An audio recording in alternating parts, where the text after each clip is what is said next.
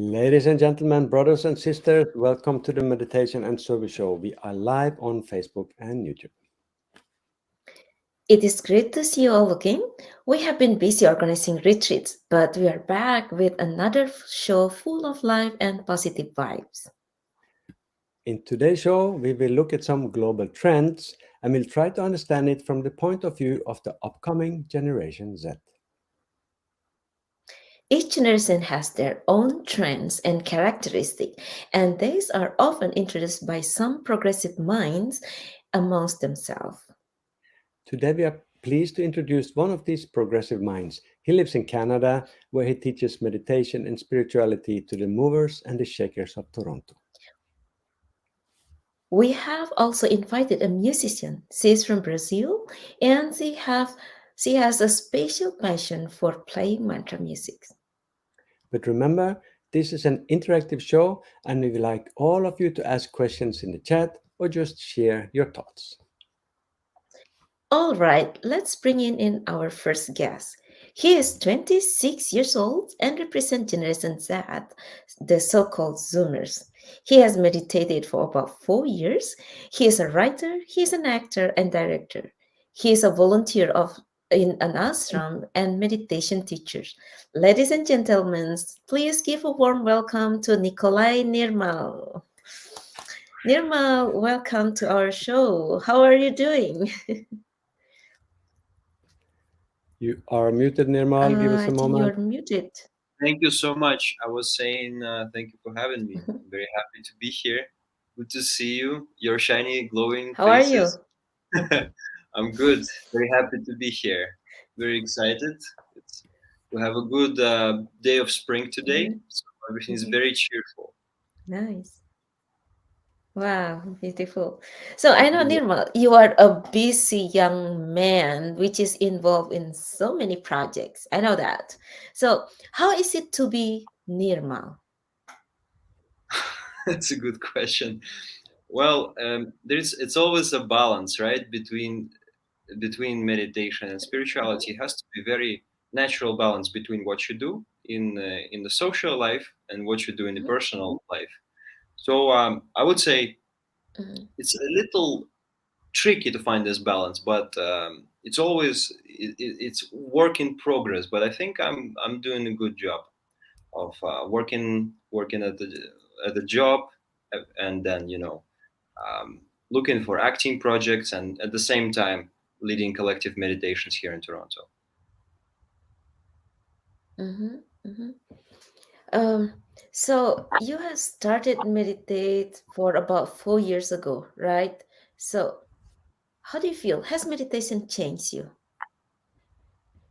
I think meditation definitely is more profound, especially the yogic or consciousness based meditation is more profound than many people who don't haven't yet tried it is really it's a profound practice because it inspires you to change your habits, how you treat yourself, how you treat others, and I think it just makes everything more subtler and more brighter, you could say, more Mhm, interesting. The world becomes more and more intricate. You see different sides and mhm. dimensions than there used to be. So, do you feel that meditation it changed you yourself personally? Do you something that you observe that something changed in yourself from previously before learn meditation or before practice meditation and now? What are the changes that you may feel? I think it's given me more clarity. And even in the name Nirmal that my Mhm. dada gave to me, my meditation teacher, it's like an Uh-huh. inspiration, purity, purity of Mhm. mind, body. Hopefully, it's a very profound inspiration that I've been. It's been my motto really for the past 4 years. This name. Uh, and even my relationships towards myself and others are more pure. I feel way different than they used to be. There's more Mhm. purpose in my life now. I feel more direction. Has it also changed the way you Mhm. see the world?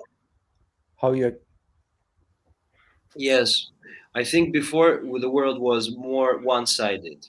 It was more centered around myself, around my personality, just my family. It was kind of more, how do you say, more inside the box, and meditation kind of Right. took me Mhm. outside the box and showed me, oh, there is this entire world Mhm. around me, and I can connect with this world in different ways.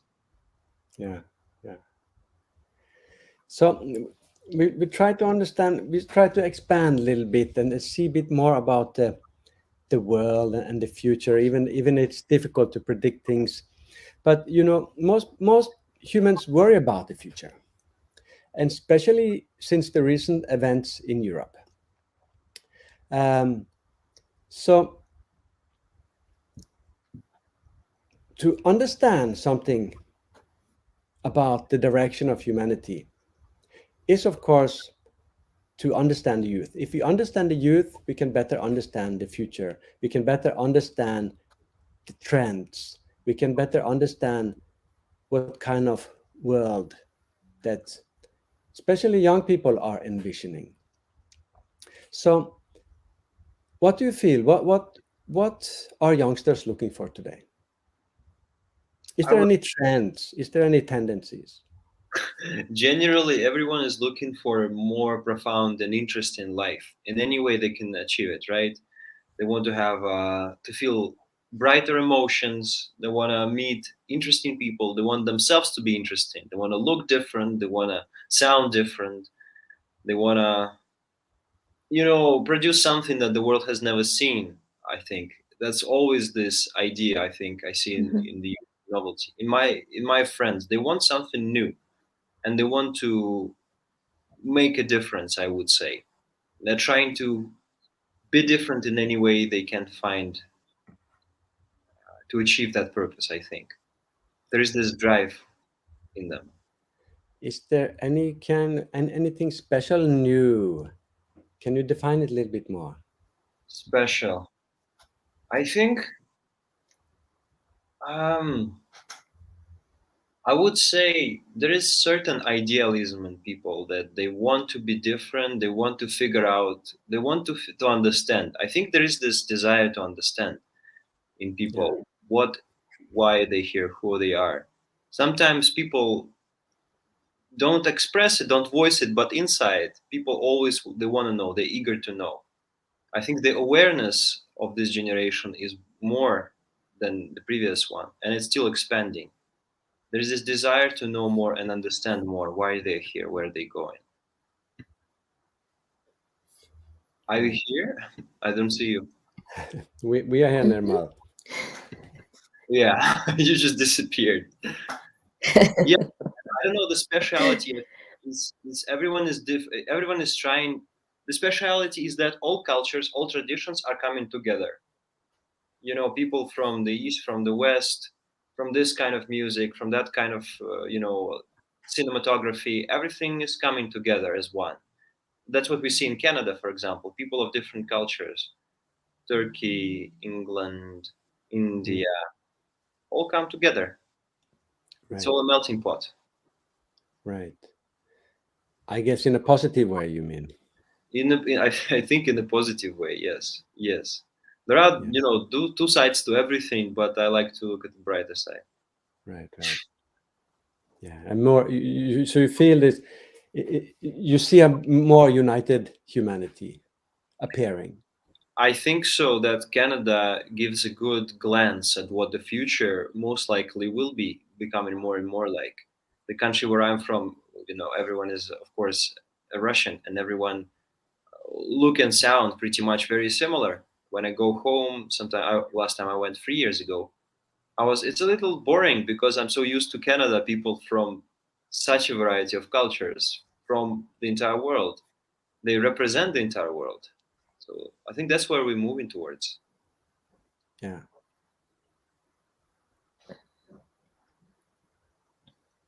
So, Nirmal, you left Russia in 2013 to study in Canada, right? So, Mhm. do you see any difference between Russian youth and Canadian youth? That's a very good question because it's been how many? 8 years, I think, eight transitioning to nine. So I think I left that part of youth, the Russian youth, and I'm not exactly the Russian youth. I'm not exactly the Canadian. I'm someone like a hybrid between the Russian and the Canadian, right? An immigrant mentality, I would say. Mhm. Essentially, everyone is very similar. They dress. We dress similarly. We and generally we think more or less in the same categories because of the Western culture and the internet has really united us. We are looking at this. We're watching the same movies. Pretty much, we're reading similar books. But obviously, the Russian culture, there is this influence, the post-Soviet influence. The that's education and certain literature, slightly different, of course. The mentality is different, of course. Right. Mhm. Um, let's talk a bit about religion. Okay. Yeah. Research shows that 30% of North American adults see themselves as spiritual but not religious. And this is a rise of just 10% in 5 years. Do you see any difference between religion and spirituality? I think I do. I forget this expression by David Bowie said. I think I'm not sure. But he said either that religion is for people who are afraid to go to hell, and spirituality is for people who have experienced hell. Something like that. Don't quote me exactly, but I think that's David Bowie said something similar. I think to me, I see spirituality as something more accessible to everyone. It's a more, how do you say, open and natural, I think. Religion, I've been a little bit wary about it. I've been a little, for example, taking just trying to be critical. To me, I think spirituality is something personal and it's just between you and your idea of spirituality, your idea of this inner experience, right? This inner personal experience that you feel and you don't blindly or without any research, you don't believe it just word for word. You test it. In spirituality, you can test it. And I'm not sure exactly if that's the same process in religion. So you mean that spirituality is more experiencing the supreme, while religions is more about faith, I having faith. I think initially, even in this word religio, there's this idea in the Latin word of being reuniting, finding union with this divine or this supreme inner experience. Um, and for that, and that I think essentially in true religion, spirituality lies inside. Should be this idea of experiencing that is very important. But for spirituality, it's the most important thing is finding this personal connection with with your inner eye. That's the essence, I think, of spirituality. How will you define the inner eye? The inner eye, I think, is your pure self or the witness, something that is also always there. It's this awareness or consciousness in the yogic culture. It's said as consciousness, this ever-present observer who is always there and who is never changing. Right? It's the light that never goes out. Never goes out. So Mhm. do you see it as a so we live and we die and that's it, or does that inner light you speak about, that inner self, that is that something that lives on and a part of something greater, or I think this inner eye is something greater. It's transcendental. That is, it's beyond this idea of life and death. It's something that is transcendental, more subtle, and it's ever present.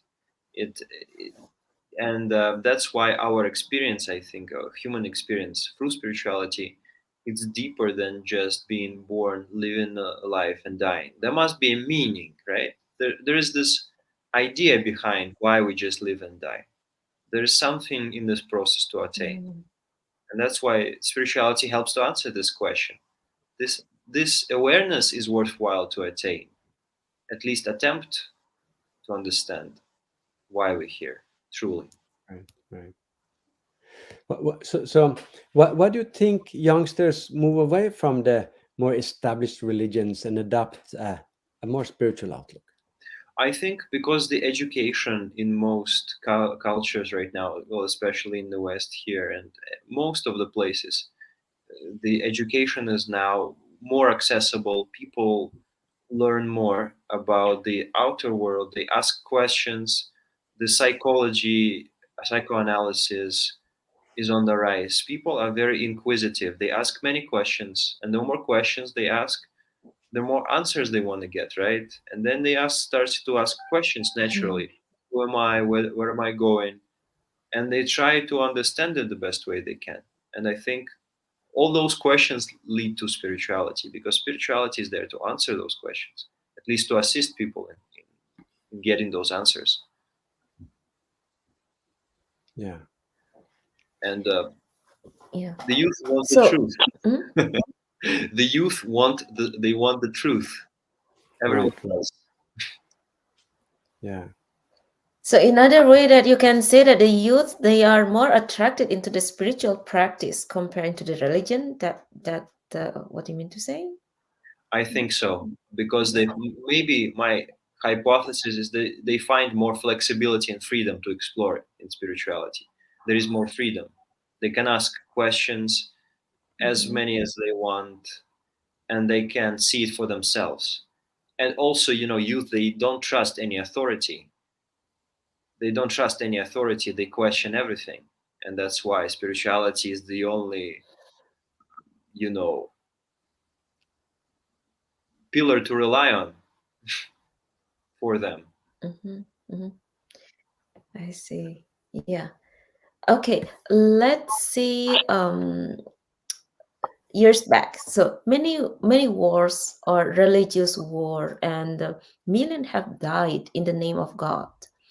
In the past, these mean religions are dividing the humanity, and that makes us wonder if we really need them, or can be the spiritual practices like meditation satisfy our urge for mystical experiences. What do you think? This is a very hard questions, and I don't think there is any easy answer. I think that all the dark tendencies, wars and division, it starts with the way we think, because the way we think influences how we act. And so when we think in the ideas that what I'm thinking is right and what you're thinking is wrong, when we the tendency is to divide, we will come to this conflict, because I think division is the nature of conflict. We're thinking if our point of view is the right one and the others is the wrong one, then of course we will fight, we will clash, and one will win, another will lose. And I think this is very um, well. This is dangerous, and the only way to do it is to change our way of thinking for better, for unity and not for division. That's the only way to stop those tendencies, such as war, such as separation, imposed separation. And that's why I think spirituality is really a Mm-hmm, necessity. But it has to be personal also. It has to start on the personal, individual level. It cannot be forced. mm-hmm, right. It never has been mm-hmm, forced. mm-hmm, Groups have only been a little far in between. But they've tried to come together, but initially they start as, I think, lonely mm-hmm. practitioners. Yeah. Yeah, Yeah. Yeah. let's talk about the lifestyles. Another trend over the past 10 years is that millions of youngsters have adopted a vegan lifestyle. I think nowadays the vegan lifestyle is a very common, especially in the youngsters. So, do you think this is the sign that the new generation are more compassionate? Well, it's definitely a sign that they're trying new things and they're trying to be radically different from their predecessors, from the previous generation. The previous generation was, it was all about the meat at some point in the 20th century. It was the sign of wealth that people could afford to eat more and more meat. And now people are becoming more aware what it does to ecology, all the mass beef production does to the ecology. The awareness is increasing and education levels are again increasing. So of course, of course, because people are more aware, they can't make the same decisions that their fathers, mothers, grandparents did before.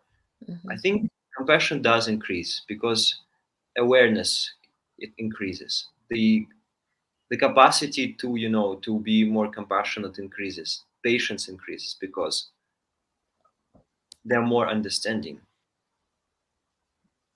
generally. Yeah, mhm, Where do the understanding come from?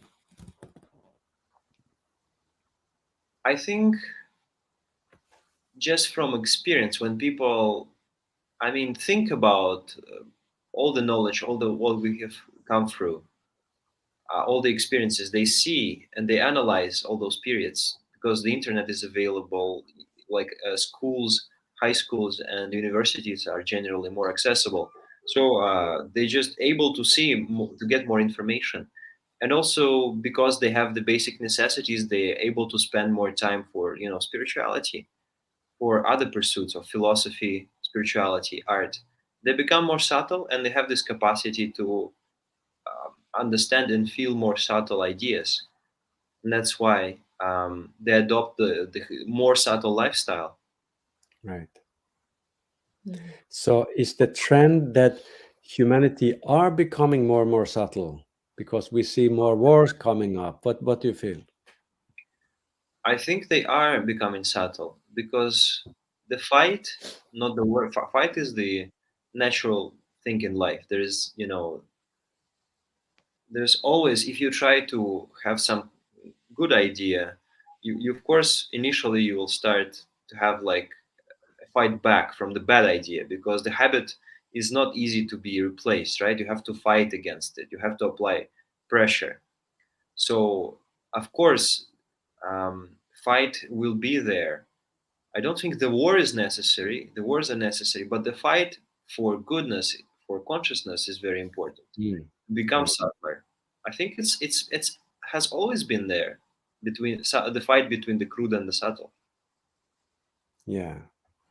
So despite the war going on and the increasing global tension, you feel there's some light at the end of the tunnel. I think it's especially the moment where we should increasingly try to shine the light. We should increasingly improve our, the good that we do, to think better thoughts, to do better actions. We try to cultivate this optimism. I think optimism is, of course, more difficult than pessimism. It's very easy to be a pessimist when something bad comes. What is good about just giving up? It takes courage to to try to withstand all those problems that of course we are facing. That's why spiritual practice is even more So, important.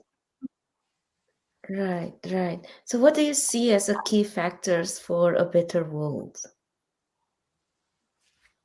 I think better, good thoughts, good ideas, broad vision, inspiring, truly Mhm. inspiring vision, and very and concrete good actions by people. I think the more genuine and strong personalities, genuinely good people, are there, the better it will be for the world, because at least they will give more inspiration to all of us to follow them. How to get such personalities? So personality comes from traits or values. So it's good to adopt good values and good personalities. And the values can be found in the moral principles that have always been here in all cultures. And in the yogic culture, we have yamas and niyamas, good principles that inspire us, that help to build these great personalities. So Mhm. when we try to, yeah, Do you feel a sense of responsibility for the future? I, I do. Like for my own life, I do feel I do feel it for people around me, and increasingly, of course, the feeling of responsibility is there. But also relying on this inner light, relying on this inner truth helps to just go on unburdened, right? It's not like heavy Mhm. responsibility. It's good, positive responsibility that sure, this allows us to be better, to be more inspiring people. Yeah. Yeah. Yeah. Very nice. Nirmal, Hopefully that more and more youngsters feel that, have more responsibility for their future. you have convinced us, Nirmal. You passed the tests. Now you have to convince your generation that this is the way. No, I can't Yeah, convince them. yeah. Just be. I think just be a silent Right, example. right, right, right, Try right. our You Mhm. best. you're Okay. teaching meditation. What's the response when you teach? People, they have Mhm. different expectations. They have interests. They want to know. They have questions. They want to experience something beyond their bodies, right? Something beyond their minds. Yeah, The response is positive. People are interested. They ask questions. Sometimes they say, "Oh, I thought it was a totally different thing. I thought it was simple, or I thought it was hard." People find it different. Some people really enjoy it. Some it resonates. It resonates with people. yeah, Always, yeah, I think. Yeah. So actually it's very inspiring. Like you really take part in the society, and take the responsibility to inspire people by teaching meditation. And we hope also more youngsters come up to do something for the society. So thank you so much, Nirmal. Probably maybe we will come back to see you we I think there's afterwards, some so we move on. Didi. There's some questions in the chat, Oh Didi. yeah, Let's there look. was some question. Yeah, yeah, Right, right. Okay, let's yeah. give some question. And Yeah, we have a question thanks here from for Dada reminding me. Shilabhadrananda. Welcome, Dada. Namaskar, Good to, Dada. good to have Dada Shilabhadrananda here. He's asking, is the trend for spirituality stronger in Canada or in Russia? I would say the strength for spirituality, at least externally, is greater in Russia. There are more practitioners, I would say, generally in Russia. I would say because it's Mhm, very hard to say why exactly, but generally, I find Russian people, Russian speakers also, to be very, very more introverted. Yeah, Generally, generally more introverted. But we're talking about the Russia is closer to India, right? Closer to the Eastern culture. The influence is heavier there. Uh, they're more self-reflective. But also, I would say right now in Canada, a great number of people are also interested in spirituality. It's just in different forms, but they are asking questions. They are more inquisitive. But maybe in Russia there is more external pressure to study spirituality, to understand. mhm. yeah, yeah. Okay, there is another question. Is also from Dada Shila Bhattacharya. So, is life? I know that you live in Canada. Probably, some people knows. And then because we were mentioned earlier, so is life too comfortable in Canada that act as a hindrance to turns towards spirituality? It's a good question. But you see, the interesting thing, I began my spiritual practice when I was in Canada. But I'm a different story because I'm an immigrant, right? So for me, it wasn't like, I mean, it's a different context for me because I wasn't in a comfortable situation mentally. Physically, yes, I had shelter, I had food, clothes, everything. But yeah, mentally, I had to really figure out what was going on and how to find myself in a new culture and a new context. I think that in Canada, too much comfort can be a hindrance, but eventually, not really, because people eventually get satiated with all the physical, mundane pleasures and realizations, and they want to go deeper. Maybe it just takes longer time. Maybe it takes some external pressures in some forms. Um, but actually, it's quite hard to, because everything is very, how do you say, external. Not everything, but many things. The lifestyle is very external. We socialize externally. There, there are less, I would say, how do you say, culture, how do you say, those yogic cultured programs. Mm-hmm. It Mm-hmm. can be difficult for people, So, right? Yeah. Nirmal, uh-huh. Yeah, It can be two things. there is Yeah. another question also.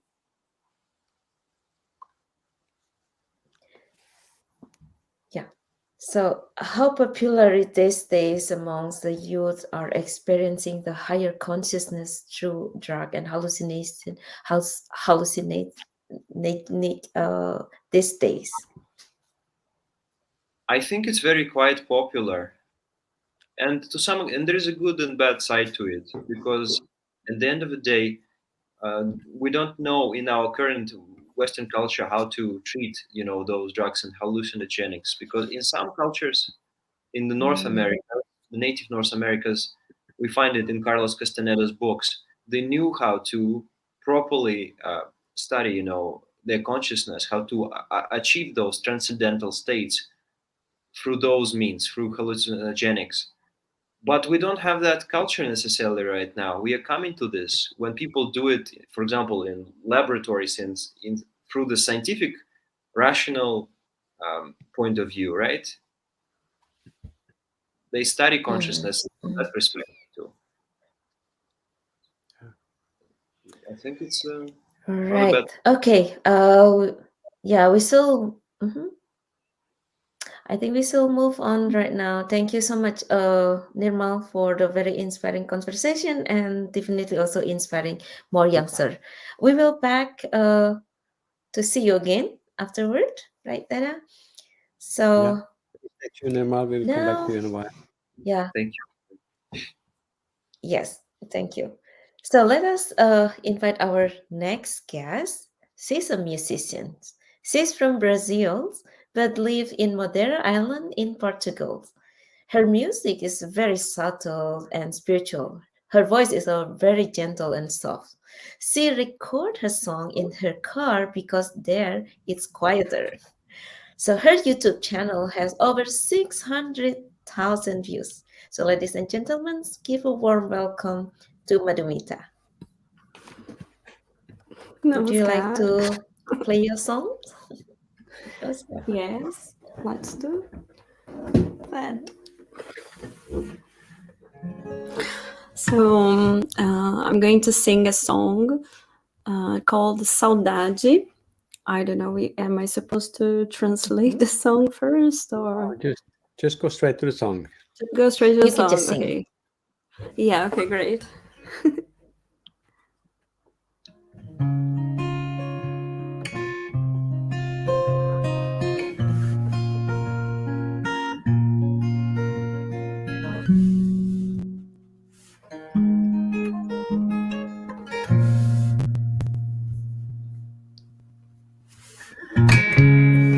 I've tried to write a million other songs, but somehow I can't move on. Now you're gone. Takes time, alright, and I know it's no one fault. but somehow I can't move on. Now you're gone. Saudade, saudade. Nothing more that I can say this in a better way.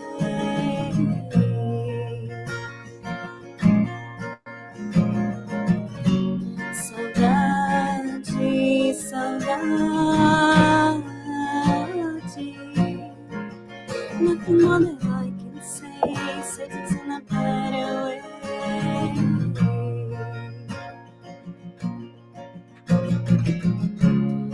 Tem tanto que tragou comigo, foi sempre o meu porto de abrigo, e agora nada faz sentido.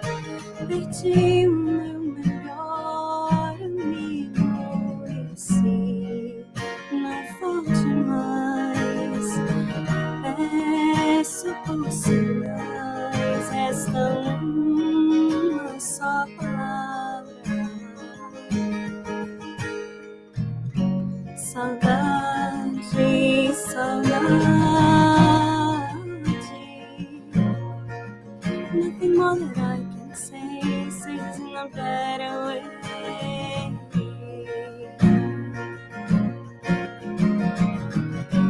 Saudade, saudade. Nothing more that I can say this in a better way.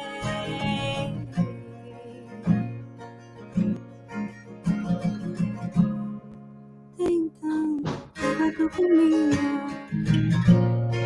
foi sempre o meu porto de abrigo, e agora nada faz sentido. Perdi o meu melhor amigo, e se não for demais, peço por sinais, resta uma só palavra. Saudade, saudade.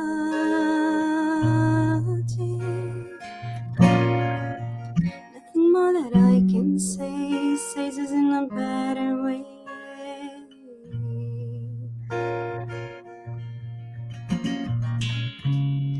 I've tried to write, but it's killing me inside. Thought be by my side always.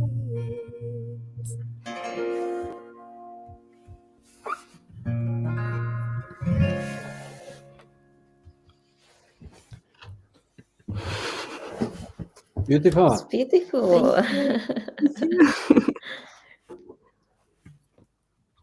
Yeah. What is Saudade? What is the song about? It's about longing for something or someone. It's like a nostalgia. It's a very Portuguese word. And that's it. It means like when you miss something in a very nostalgic way. Are you nostalgic? I am sometimes, yes. Just like Nirmal, I live in Portugal, was born in Brazil. So yeah, I pretty much I understand what he said when you don't really belong to a culture, but you're not anymore, really part of your own homeland. So it's something in between. I miss a little bit of my home country. I miss India. I miss some old times in my life, especially when I guess when I started the spiritual path, I have a sort of nostalgia from that beautiful time when everything was new and so inspiring. Yeah. When you perform, I see sometimes when you play, and especially when you play mantra music, you seem to be in another world. Are you? Yeah, pretty much. Mm. Yes, very much. Entirely. Yeah. It just So, transports me do you to another completely? world. Yes? Did it? I'm sorry. You say something? No. You're going to say something that I. Okay. Sorry. Okay, so you said that you're kind of in the other world. So do you feel when you sing, do you completely forget about yourself and when you play? Yes, I do. I do. I guess Mm, when I chant mantras, I think it's a form of an active meditation, sort of. And mhm, so it's a way of also like forgetting about yourself, your ego and all, and just being in another world. Where music, I guess, guides you to a very special place. I mean, your brain is active, it's following the tune and all that, but somehow you're in a very special place. uh, Especially with mantras, there mhm. is a meaning, there is a vibration. So Yeah. I see. There are so many different kind of music. So what kind of music do you connect best to? I know that you mentioned about the mantra music. Is it that the best connect to you, or there is any other kind of music that you feel very much connected? to spirituality, you mean, like to the spirituality, or just in general, like Anything, maybe you anything? feel I your, yeah, in general, you feel your personality, how do you feel, which kind of, what kind of music that do you connect best to? I guess spiritual music, pretty much, yes. I But I love music in general, actually. It's very surprising because I like rock and roll. I like many various musical styles, and but when I connected the first time with this mantra music style, it touched me very deeply. Maybe because it is mantras, or um, I don't know, the vibration itself, but I think music with lyrics, with profound meanings, also are very important. Nowadays we have so many different music styles, and the lyrics. I feel sometimes that Mhm, if there is a meaning, a beautiful meaning, you can also mhm. get transported to very beautiful and special place in your consciousness. You understand what I mean? Like, um, Yeah, yeah, uh, but I love classical music. I like jazz, blues, the Brazilian popular music, bossa nova. Mm. Yeah, and I like to see also people like the spiritual music, not only in mantras specifically, but there are so many beautiful ones, like from different cultures. Each culture will usually have its own beautiful way to connect to spirituality through their own musical style, and I absolutely love that as well. I'm a big researcher of music. We Mhm, like to do a mhm, little bit meditation now, and mhm. we would love to hear your mantra music first. We'd like to play a little bit mantra music too before we start meditation. Okay.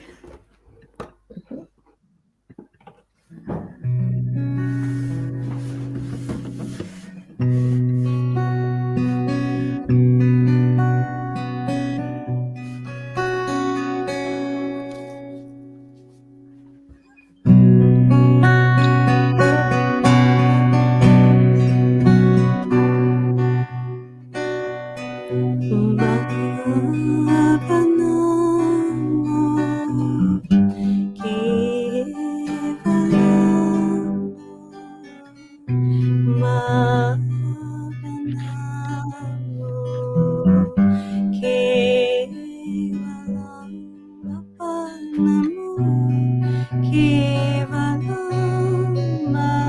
Bhavanamo, Kevalam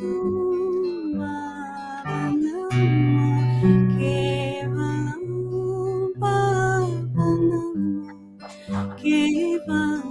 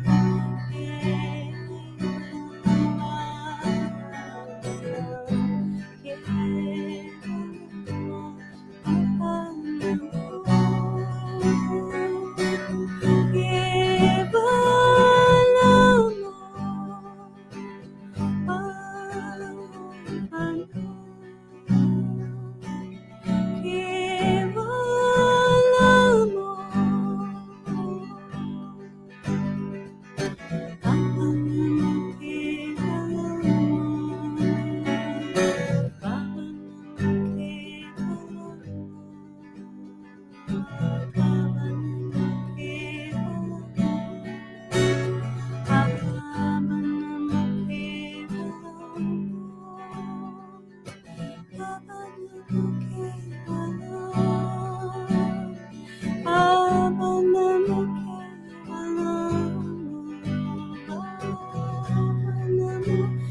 Kevalam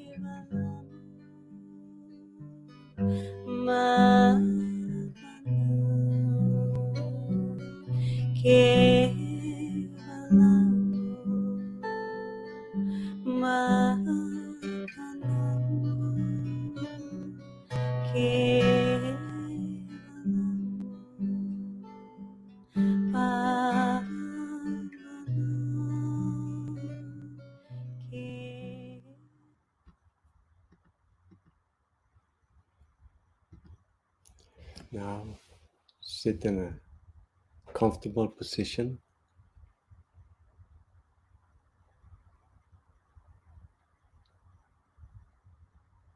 Keep your back straight.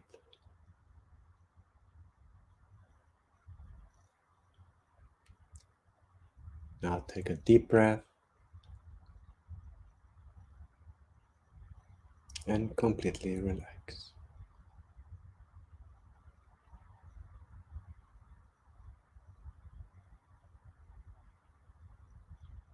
Try to go deeper and deeper within. Let the world around you disappear.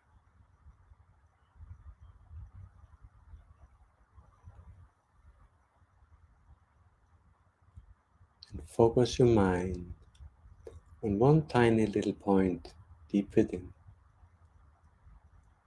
And that little point is yourself.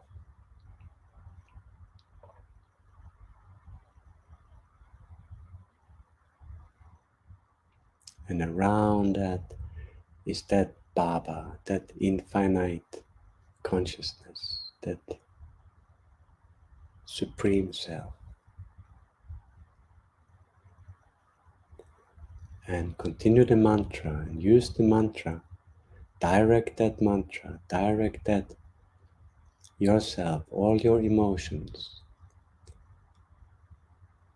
all your feelings towards that Baba, towards that infinite, deep, deep within.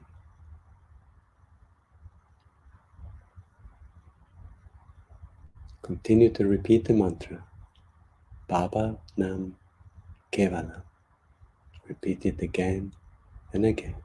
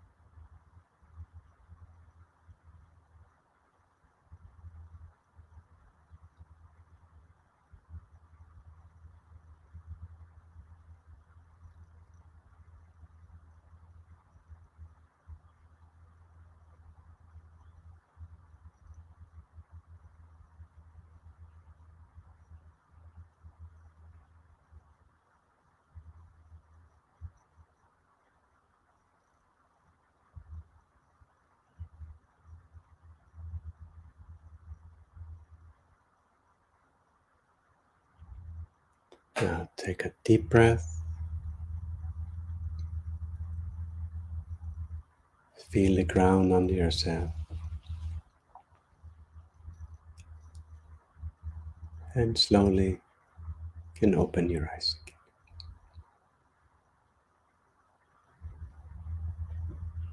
again. So we do just a short meditation today. We don't have so much time. And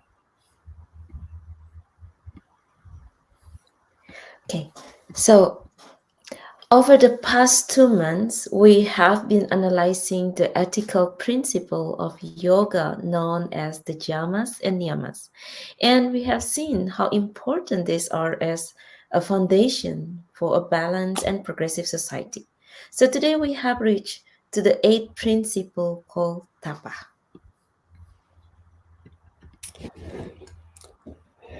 Tapa means to serve those in need and even to undergo some hardship for the sake of relieving others from their struggles and sufferings. And this is to be done without considering any person's color, any person's faith, what country the person comes from, and so on. When we think about the welfare of others, when we serve those in need, our mind goes out, our mind expands. When we think about ourselves, myself, our own needs, the mind decreases. So one thing is that this world is in desperate need for people who serve, desperate need for people who think about the welfare of others, who take responsibility for the collective welfare. And the other aspect of it is that the individual benefit from it. Those who serve without any expectation for anything in return. If there's any expectation for anything in return, that is what we call business. We help someone because we want one day we can ask them for a favor in return. That is not tapa. That is not the kind of spirit we want. This is completely selfless service. So when we think about the welfare of others, mind expands. Meditation is an effort to expand the mind, to develop this kind of responsibility, so develop such kind of responsible persons. So the spirit of tapa, the practice of tapa, helps us to do deeper meditation, helps our mind to expand, help us to become better human beings, to become a more pure and more responsible human beings. So that is the spirit of tapa. And Didi, do we have any more questions from the chat perhaps we could address?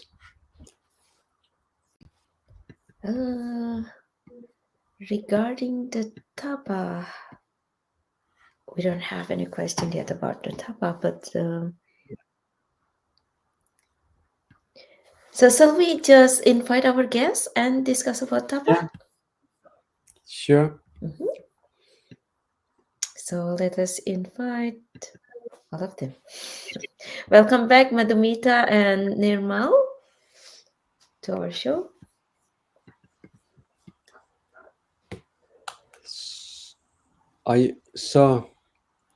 Nirmal, are you familiar with tapa? Have you been conscious about practicing tapa? Do you feel any difference? If you have some, do you feel any difference from meditation? Not just tapa, but the other practices of jhana niyama. Are you asking specifically that am I conscious when I practice tapa outside of meditation? No, have you been aware that it has helped your meditation in any way? I think tapa makes your mind more service oriented, and that's a good thing, right? When you do something that helps not only yourself but others too, but then it helps you also. It helps you to grow mentally and spiritually. I think it does help when you meditate, even for the purpose. Say, for example, sometimes I don't want to meditate because so many things are going on and I feel I need to do something else. Or I'm just maybe lazy or something like that. But I realize if I do my meditation, I'm going to feel better. I'm going to feel more productive. I'm going to do more things, think more positive things, be more optimistic, and do more constructive work. And it's going to help others. That helps to inspire me to practice meditation. So tapa is a really good inspiration. It's a great principle for inspiring you. It always connects us with other people. We're not just for we're here connected with everyone, I think, because of this principle. Yeah. That's the value of tapa for me. Mhm. Can it help, Madhumita, can tapa help to make a difference in the world? I think you are muted. No. We cannot hear you, Madhumita. Nirmal, can it help make a difference in the world? I think 100%. Yes. Yes, Madhumita, I'm sorry we cannot hear you. I really wanted to hear what you're. Yeah, well, I don't know.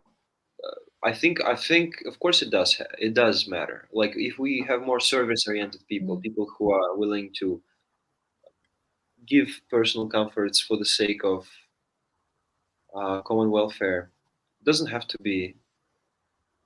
It can be gradual, can be sentient way. We must not like. We must be reasonable with the way with we render service, right? If we cannot help ourselves, how can we help Mhm. others? But that's even for ourselves. We can do tapah when we choose to do better actions, when to do subtler things. It is tapa every time we choose to do meditation instead if at the same time we would chose to just, I don't know, go outside and do something bad and negative, and by that I mean that would, you know, hurt somebody. It's better to just meditate. It's better to meditate than to yell at somebody, Mhm. that's for sure. Yeah. All right. Yeah, I agree with I that. think Yeah. all humanity agrees now. Better to go in the room. Okay. Yeah, right.